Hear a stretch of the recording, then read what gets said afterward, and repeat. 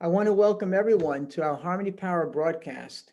And we have our special guest today, Lisa Orman, and I'm excited to have you. Thank you for coming on our show.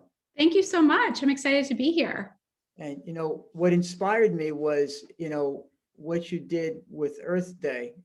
Obviously we were there, we got to participate a little bit, but, what a spectacle and how amazing to do something so positive during COVID.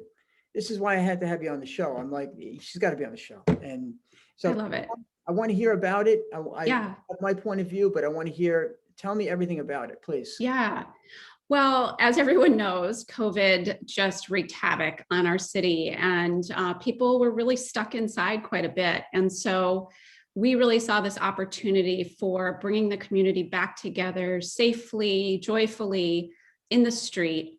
Streets are community spaces. Most people don't know that. Most people think streets are for cars, but streets are actually community spaces that are funded by all of our taxes. And so we all have the right, and I believe the exciting obligation to be in the street, enjoying it, enjoying our earth and celebrating together.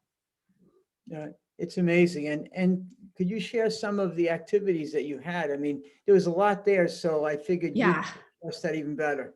Yeah, so we really wanted to focus on Upper West Side performers and artists and small business owners like yourself. And so we had performances by Jody Sperling's Time Lapse Dance.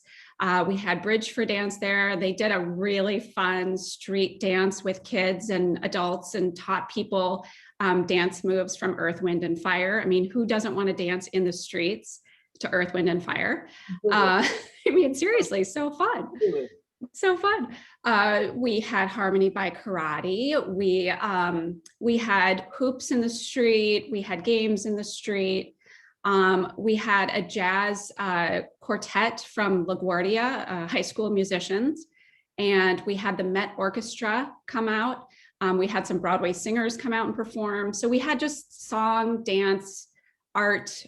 We had some Black Lives Matter artists, muralists. They're actually high school students. And they did a beautiful job of making the street just come alive.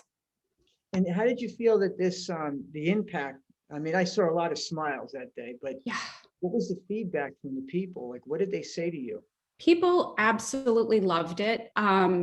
It's honestly, for being a parent, just stopping and just standing there and listening to the squealing of children.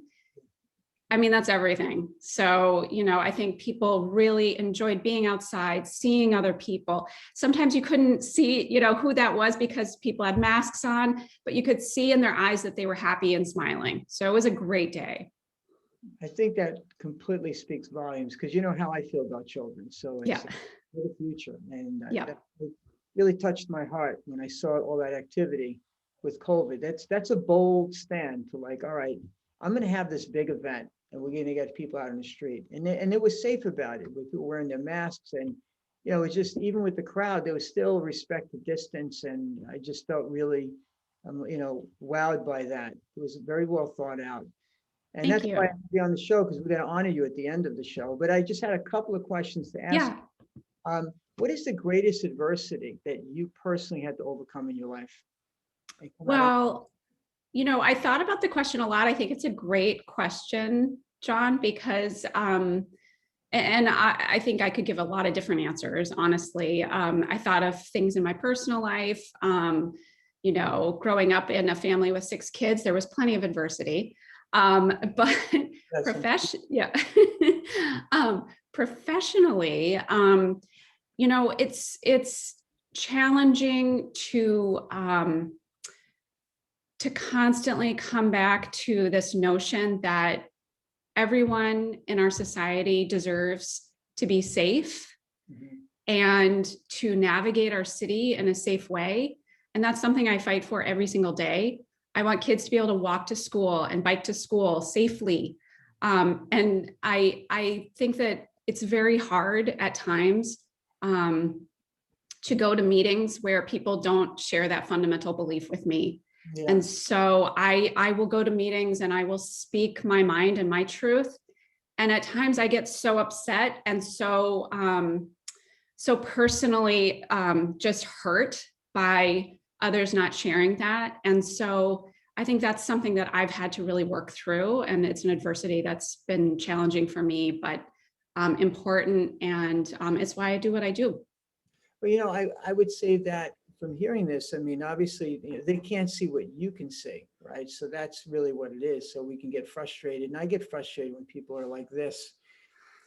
But that being said, I mean, you're a key player in creating that freedom for people to be able to get on their bikes in a street and go safely and be able to migrate. And it also helps the environment, less vehicles on the street. I mean, I can't think of anything, more important as far as the environment, and just focusing on that piece. There's other ways to travel and to have that freedom to, you make a stand for that every day you step into a meeting. And that's why you're going to walk out with that feeling. So that's why I'm glad I asked the question. This is the reason people get this kind of award, because it shows a diversity of things that they've done. And that's an example of people out there that when you believe in something, you have to stand up for it. If we want to make this world better, we want to evolve it, right? So one last question I do have is, what's the kindest thing? Now, look, Earth Day to me was the kindest thing that I feel that you've done, but I don't know. I'm like, what's the kindest thing you have ever done for a person or group? Yeah, that's also a really fun question and hard question in some ways. As a parent, I think that I'm kind every single day to my children. I think it's a tradition that was passed down from my grandmother, but I think cooking dinner for my children is an act of kindness that I do every single day, or try to do every single day, and just being together and listening. So I guess I would say it's not one single thing. It's not Earth Day. It's not any of the other street activations. It's not coming out and fighting for people's rights, at these meetings. I think it's a daily practice of listening and acknowledging other people and giving them it with my heart. And I think I do that a lot through food.